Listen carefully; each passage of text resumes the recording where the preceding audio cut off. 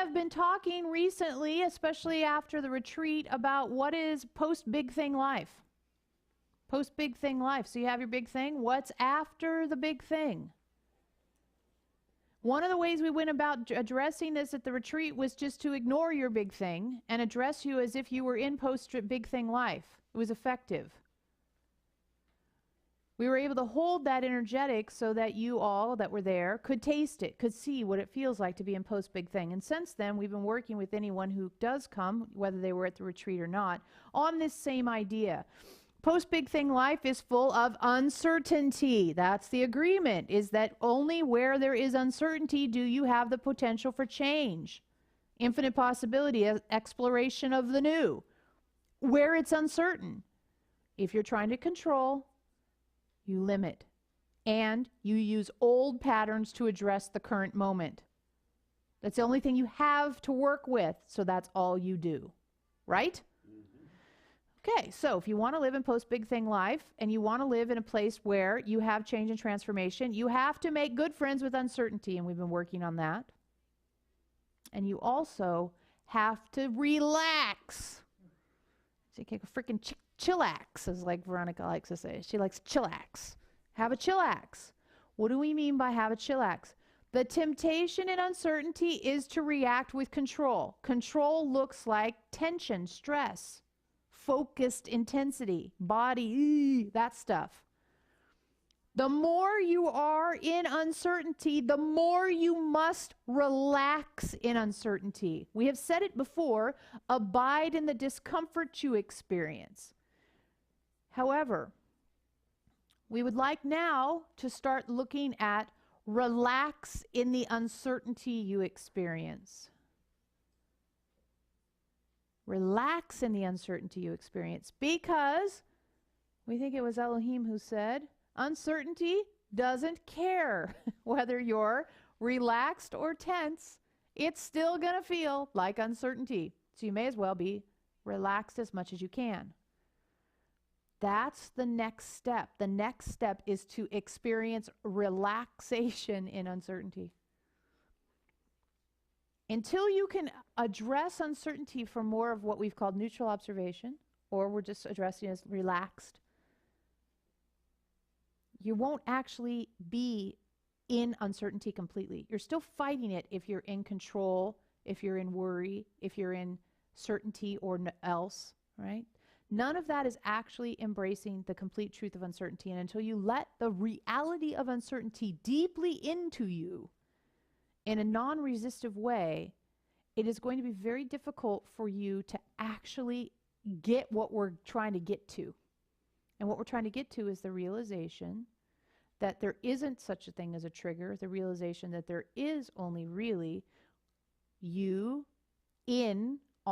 being in whatever it is you are experiencing in this moment, rather than a resistive state to the truth.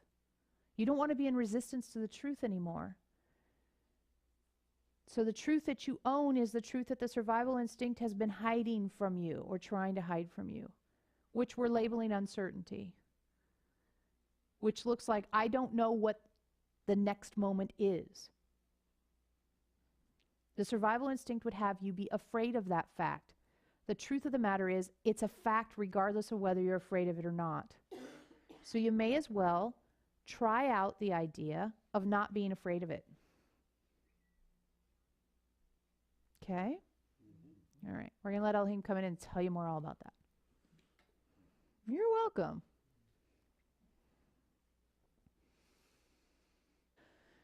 Okay, on the other side of your big thing is uncertainty. You've heard us say it a bazillion different ways, so let's just say it some more, because you know how this works, right? We have plop meetings and process meetings. This is a process meeting, but it could turn into a plop meeting because you just never know. What we mean by that is sometimes we plop out ideas, and sometimes we process those ideas. And the idea that we plopped out was, if you live in a post-big thing life, and your big thing being whatever it is your big thing. You know, I can't find love, I don't have enough money, no one likes me, whatever your big thing is. Everyone's got a lot of them, but usually people have something that bugs them the most. That's the loudest. It takes up the most space in them. It's their biggest insecurity or biggest fear. And what we've been doing is saying, okay, imagine your life without that. Instead of letting it just dominate the conversation all the time, imagine your life without that. What's on the other side? Uncertainty. Okay, what is your relationship to uncertainty? You're uncertain in this very moment about so many things. 90, 96, 98% of what is going on in this moment you're completely uncertain about, and you found peace with it. Our favorite example is you have no idea how your car works. Maybe a couple of you do, but most of you have no idea how your car works. And if you have an idea how your car works, you might not understand how your computer works. And you certainly don't know when you flush where it goes, right? So there's a lot of stuff that you're perfectly willing to be absolutely uncertain about and don't give a second thought to, right? Okay. So when something comes up and says, uncertainty, that you can't just go, oh, yeah, okay, yeah, don't know where my poo goes either. That can't be the driving force of how you experience yourself anymore, because it's just one among millions of things you're uncertain about, and you're only habitually giving it more attention. Now, the survival instinct will tell you, hey, you don't know how you're going to pay your rent, you should be afraid. And you're going to go, yeah, you're right, survival instinct. That's your message. That's all you got for me. You don't know how you're going to pay your rent, you should be afraid. You've said it to me before, you're going to say it to me again, and if I let it be my dominant experience, that's my decision, right? That's big grown-up stuff, right? Consciousness 101. It's my decision whether or not to listen to my survival instinct. Not my survival instinct's job to be in charge. The survival instinct is good for things like, oops, I stepped out in front of a bus. It's not good for deciding how you want to decide to react to your life. Right? You guys know this. We're kind of doing a quick review, so we're all on the same page. So if the survival instinct's not in charge, but wants to be, it's like the unruly kid in the other room that's had too much sugar. You got to attend to it. And the nice thing is since it's not an unruly kid, you can say, shut up, and not be like a bad parent. Right? Just shut up. I've heard it. Thank you. You've said it. I've heard it. Thank you. You've said it. I've heard it. Or whatever. You know, we've said put it on the shelf. Are you giving me new information? No. Go on the shelf. Right? Lots of different ways of dealing with it. Basically, catch it. Decide if it's giving you something useful. If it's not, it doesn't get listened to. That right there will knock out 90% of the stuff that bugs you. If you could do it every time, you'd have this human Homo sapiens life dialed. But the folks that come here don't want to just have the Homo sapiens life dialed. They want to live as Homo spiritus. So in order to live as Homo spiritus, there's another layer that has to happen. Right? She's like, tell us. Come on, give it to us. Well, Veronica's doing the same thing, so we know it's like a common thread. Okay, come on. You're explaining it so clear tonight. Explain it. It's not enough just to be like, I don't worry. That's not enough to give a spiritually satisfying life. It's not enough to just say, well, I'm just cruising through life now. I don't worry and I'm not troubled. What begins to become very, very real is the idea of oneness, the idea of transforming the things that used to bug you, not just in a case of like, oh yeah, I don't worry about that, but in a case of like they don't even register anymore. You know, that's the difference between this trigger is mine, level 5, and what trigger, level 6. Is this trigger is mine is trigger, okay, I'm going to own you and deal with you, and level 6 is the same thing happens, but it does not trigger you. That's not the same as just not worrying about your rent, right? Do you guys understand that? It's a whole different level of being human. And that's what you want, is a whole different way of experiencing the beauty of Earth and the opportunity it provides to have such intense feelings while integrating the ideals of a more conscious experience. Meaning, you see this world as your playground and an opportunity to explore rather than a battlefield or a schoolyard.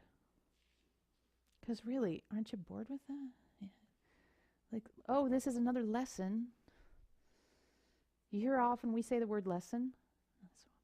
Because, ew. Right? Let's have another lesson. This must be a lesson. There's just like a scolding going on whenever we hear that word. Like you got scolded someplace. You were naughty.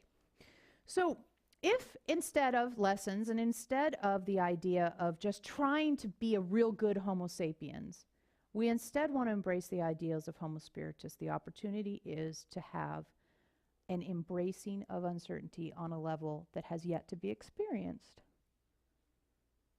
So when the world throws things at you that confuse you, concern you, upset you, trigger you, frighten you, remind you of the past, make you project into the future,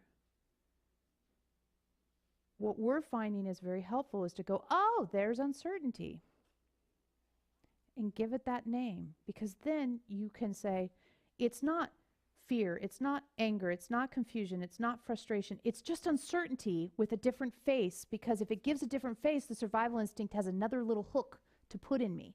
If the survival instinct calls it fear, then it gets the fear hook in you. If the survival instinct calls it confusion, then it gets the confusion hook in you. And if it calls it whatever else it'll call it, it gets different hooks in you. But if you just say, oh, that's uncertainty, and I am uncertain by nature, thank God, because that's the only place anything's happening, is when I embrace uncertainty. Because if you try to make something, fixate, what do you get? Small.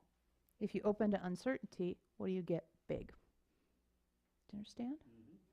Does anybody have a question about that opening bit? Everybody feel like that makes sense?